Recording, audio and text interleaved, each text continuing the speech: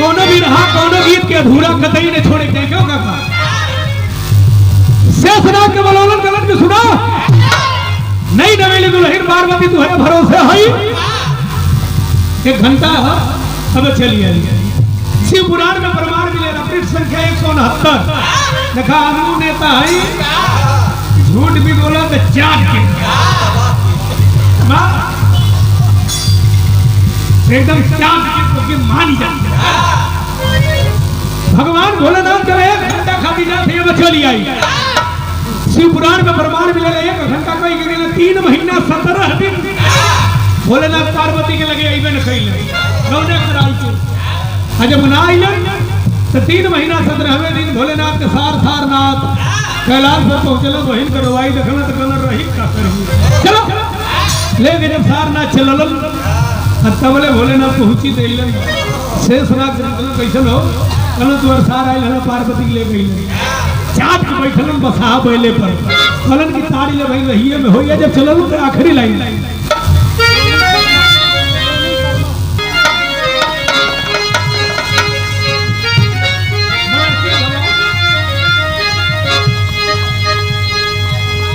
अरे तो सवार है के चलल भोले दनिया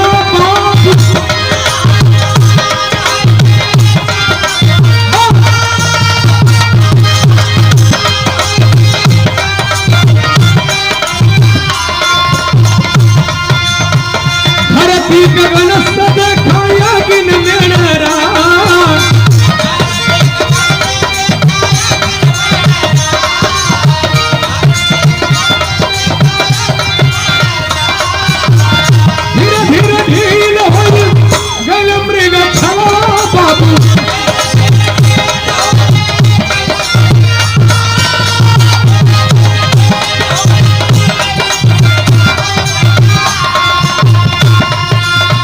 हो गया उधार भोला पता नहीं बात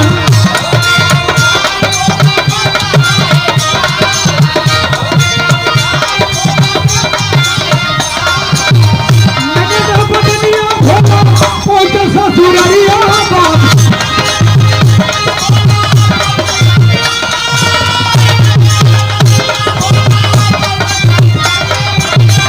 नौआ नौआ मिलवा रही रे माझा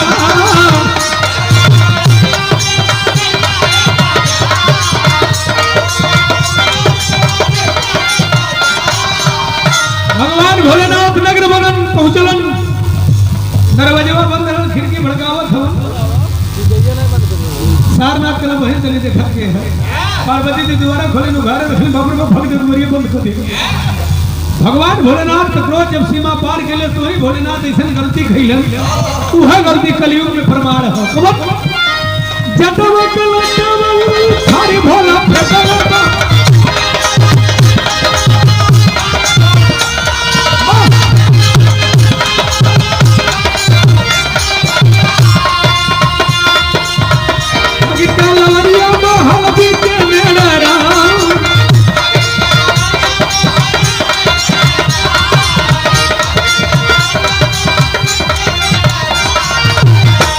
भगवान भोलेनाथ सारनाथ संगालन की पार्वती के लिया कहे इला सारनाथ कला बहन का विदाई के लिए रही 3 महीने गायब है खातिर भोलेनाथ कला हाय हाय हाय बस इतना कमी है पार्वती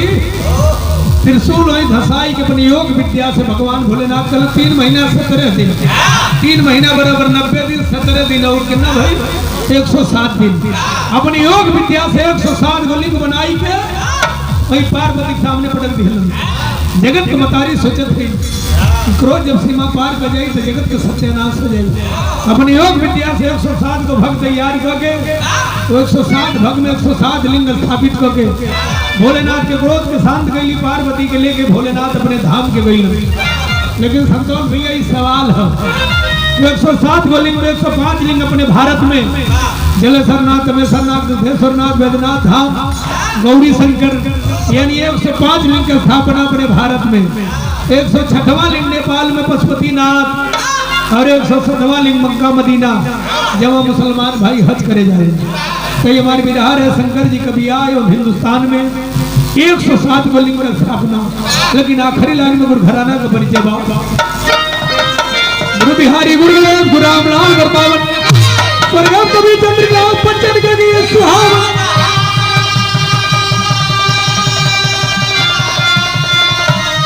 चले हैं भोलदानी घरवा पर्वत सरद के सहरवा रेलिया बहरत पिया पलियो जायर